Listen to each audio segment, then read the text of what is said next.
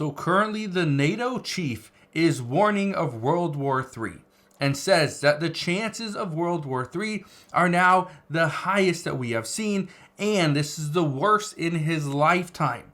What is happening right now has a lot to do with NATO, but has a lot to do with Russia, and it actually excludes Ukraine. I want to break down what's happening right now, why many experts are highly concerned about what's coming, because keep in mind, Donald Trump has said, he has vowed that he will end the war with Russia and Ukraine on day one of him being in the Oval Office. Well, that's coming up. In just over a month, we are going to figure out if he does have it in him. But here's the thing. He hasn't said a thing about Russia and Europe. What is happening there? So I want to break this down, what is going on, but why this could actually be bad news for us here in the United States as well. So I'll break all this down in just a moment, but all I ask is one thing. It takes 2 seconds. Go ahead, hit that like button if you enjoy these daily updates. And now let's begin.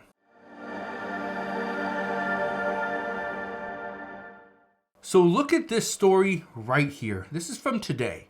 It says, NATO chief urges members to turbocharge defense production as he paints picture of a world bound for war. It says, NATO chief says Putin is trying to crush our freedom and way of life.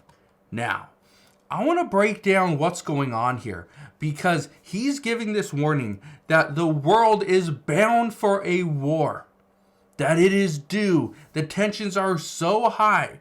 The conflicts between the United States and China and Taiwan and Russia and Ukraine and Israel and Iran and Lebanon, it just keeps spinning out of control. It is beyond repairable at this time, according to experts. But look at this. It says NATO chief warns that Putin wants a long-term confrontation with Europe after Ukraine. If Russia goes to war with Europe, the United States is going to jump in and protect Europe.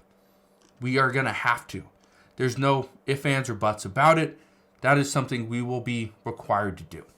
Let me read a little bit of this article. It says, NATO Secretary General Mark Rutte warned on Thursday that Russian President Vladimir Putin wants to wipe Ukraine off the map and could come after other parts of Europe next. It says, it is time to shift to a wartime mindset, Rutte told security experts and analysts at the Carnegie Europe think tank in Brussels. He said people should gird themselves for the prospect that Russia might try to use swarms of drones in Europe as it has to deadly effect in Ukraine. Now, swarms of drones. When I first read that, I was thinking, we are seeing swarms of drones.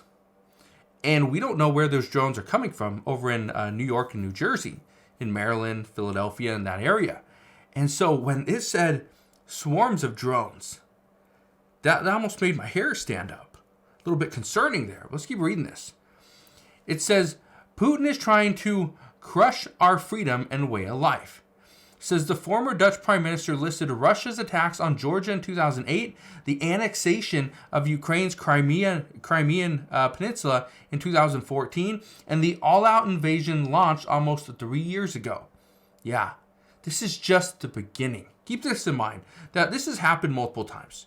Okay, so in 2008, Russia did it. 2014, Russia did it. In 2022, Russia did it as well.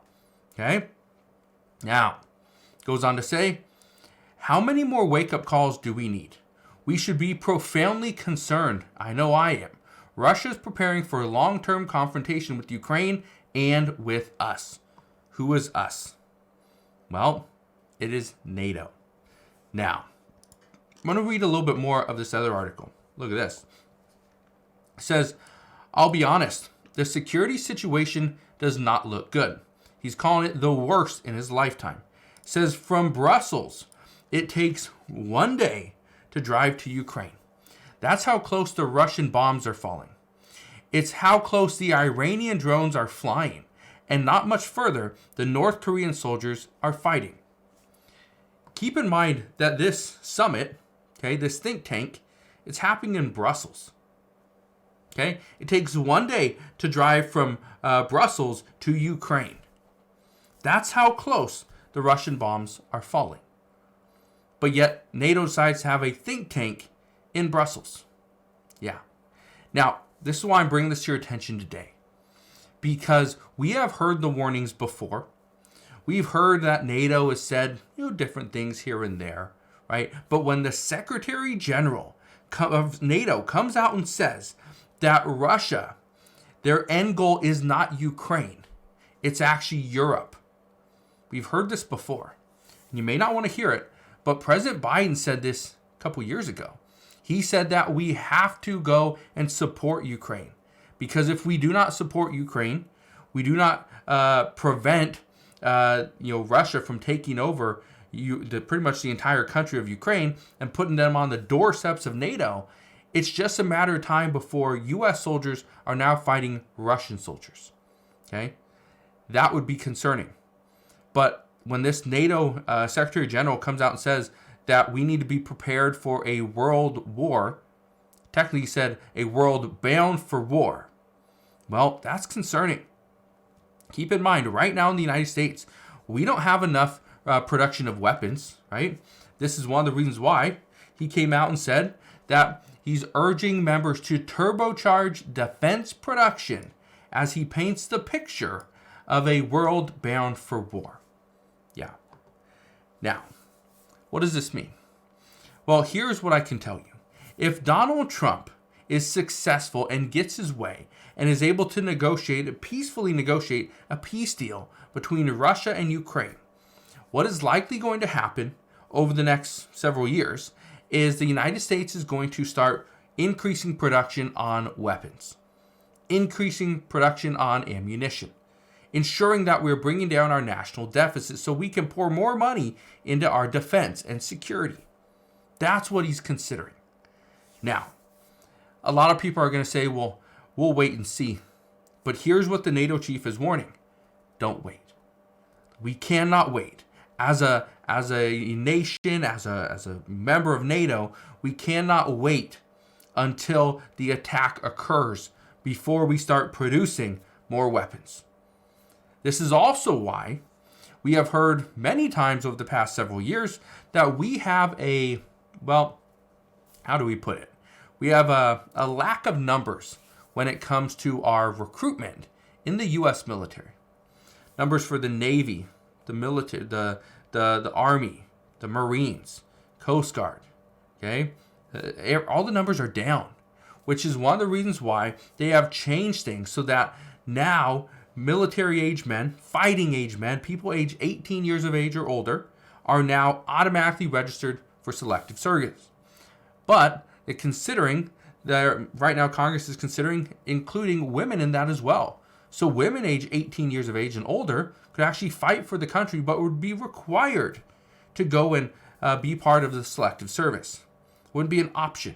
It would be a requirement, simply because we're trying to increase our numbers, which is one of the reasons why we've heard several times over the past year that they've changed the eligibility restrictions. Now, some people that have different ailments, you can now actually be enrolled in the U.S. military.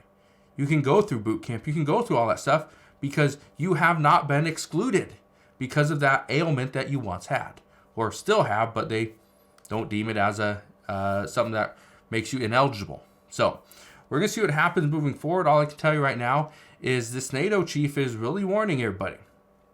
World War III is upon us. It's just a matter of time. So as we get more information on this, I promise I'll bring you all the latest news and updates. But as of today, that is what we know. So again, thank you guys for watching. Consider subscribing, and I'll see you guys on the next one.